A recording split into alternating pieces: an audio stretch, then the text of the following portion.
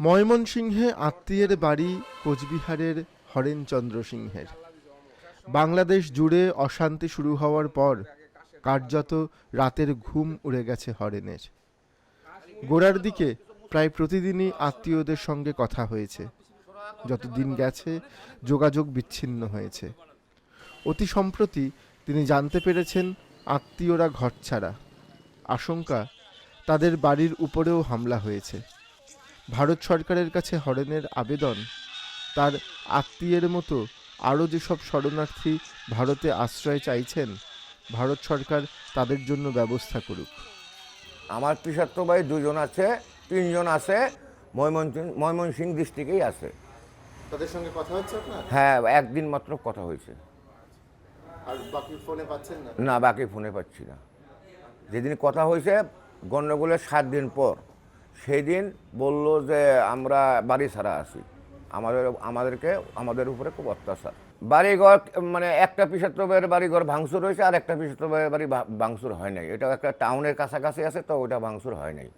যেটা একটু গ্রামের দিকে আছে এটা ভাঙচুর হয়েছে। চলে আলে তো ভালোই হয়, যত আত্মীয় রক্তের সঙ্গে সম্পর্ক আছে, আসলে না ভালোই হয়। এখন আসতে পারে কি পারে না, সেটা যে অবস্থা বাংলাদেশের বর্তমানে যে পরিস্থিতি, কি করে আসবে ওরা?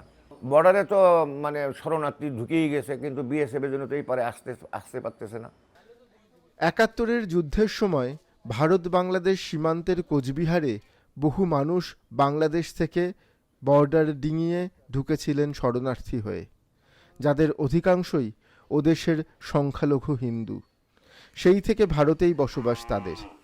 তবে বাংলাদেশের গ্রামে এখনও রয়ে গেছেন বহু আত্মীয়, আপন ভাই বোন। বর্তমান পরিস্থিতিতে 50 বছর আগের শরণার্থী জীবনের কথা মনে পড়ে যাচ্ছে সলিল কুমার সিংহের। আত্মীয়দের সঙ্গে নিয়মিত যোগাযোগ রেখেছেন তিনিও। আত্মীয়রা চলে আসতে চাইছেন ভারতে, কিন্তু ঘর ছেড়ে বেরোতে পারছেন না ভয়ে। আমি 71-এর যুদ্ধের সময় আসছিলাম। তখন 71-এর যুদ্ধের সময় আমি আগরতলায় ত্রিপুরা ডিস্ট্রিক্টেতে ছিলাম। ওখানে পাবিয়ার ছড়া বলতে একটা জায়গা আছে, পাবিয়ার ছড়া সম্ভবত ব্লকেই হবে। ওখানে আমরা পাহাড়ে ছিলাম প্রায় 8-9 মাস শরণার্থী হিসাবে। থাকার পর ওখান থেকে আমরা এই কোচবিহারে আসছি। কোচবিহার এসে এখানে বাড়ি করে আসি। আমরা খুবই চিন্তিত, কারণ আমরা 71-এর সব কিছু নিজে চোখে দেখছি, তো ওইটা ওই 71-এর মতোই ভয়াবহ। দীর্ঘদিন ধরে ছিটমহল হস্তান্তর নিয়ে আন্দোলন করেছেন কোচবিহারের 2 ব্যক্তি, আব্দুর রৌফ এবং দীপ্তিমান সেনগুপ্ত। এখনও রাজ্য রাজনীতির সঙ্গে যুক্ত তারা। দুজনেই এই পরিস্থিতিতে সীমান্তে যাচ্ছেন নিয়মিত, পরিস্থিতি বোঝার চেষ্টা করছেন। আব্দুর রৌফের বক্তব্য, সীমান্তে যারা আশ্রয় চাইতে আসছেন তারা কেবল হিন্দু নন, আওয়ামী লীগের মুসলিম সমর্থকেরাও প্রাণ ভয়ে সীমান্ত পার করতে চাইছেন। বেআইনিভাবে কোচবিহার সীমান্তে এমন কিছু ব্যক্তি ঢুকেছিলেন বলেও খবর পেয়েছেন তিনি। তবে তাদের পরিচয় গোপন রেখেছেন আব্দুর। যারা আশ্রয় চাচ্ছে আতঙ্কিত হয়ে, তারা আতঙ্কিত এই কারণ তারা সেই দেশে সরকারবাদী দল ছিল, আওয়ামী লীগ করত। সেই আওয়ামী লীগ করার ক্ষেত্রে সংখ্যালঘুরা আছেন, সংখ্যাগরিষ্ঠরা আছেন। এই আতঙ্কিত লোক আতঙ্কিত হয়ে তারা আশ্রয় প্রার্থীর চেষ্টা করছেন যেখানে যেখানে অধ্যুষিত এলাকা, বিশেষ করে ঠাকুরগাঁও জেলা এবং আরও কিছু জেলা, যেমন আমাদের শীতলকুচি বর্ডারের পাশে, তারা চেষ্টা করছেন। এবং যারা ঠাকুরগাঁও জেলার, যারা উত্তর দিনাজপুরের চেষ্টা করছেন, আমরা খবর যতটা নেওয়ার চেষ্টা করছি, মানিকগঞ্জ বেরুবাড়ি যেটা অ্যাডভান্স ল্যান্ড, ওই পাশে যারা আছেন তারা আতঙ্কিত হয়ে পড়ছেন। দীপ্তিমান মনে করেন সীমান্তে বহু মানুষ এলেও পরিস্থিতি এখনও হাতের বাইরে চলে যায়নি। সে কারণেই ভারত এখনও শরণার্থীদের জন্য সীমান্ত খুলে দেয়নি। তবে পরিস্থিতি অগ্নিগর্ভ হয়ে আছে সন্দেহ নেই।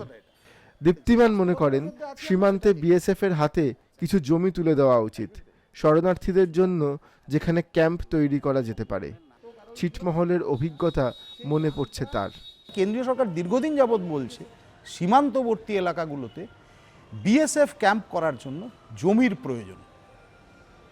রাজ্য সরকার বিভিন্ন কারণে, সেটা ছিটমহল যখন বিনিময় হয়, আমি যেহেতু ছিটমহলের আন্দোলনটার সঙ্গে দীর্ঘ প্রায় 17-18 বছর যুক্ত ছিলাম, তখন বিএসএফ বারবার করে বলেছে, সেটা কংগ্রেস আমলেও বলা হয়েছে, বামফ্রন্ট আমলেও বলা হয়েছে, পরবর্তীকালে তৃণমূল আমলেও বলা হয়েছে যে আপনারা ল্যান্ড অ্যাকুইজিশন করে দিন।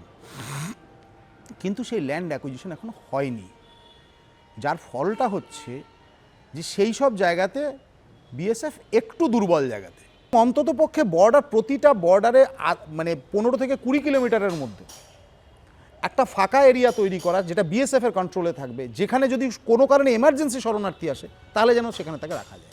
পশ্চিমবঙ্গের কোচবিহার জলপাইগুড়ির সীমান্ত অঞ্চলে মানুষের মুখে মুখে ঘুরছে বাংলাদেশ পরিস্থিতি।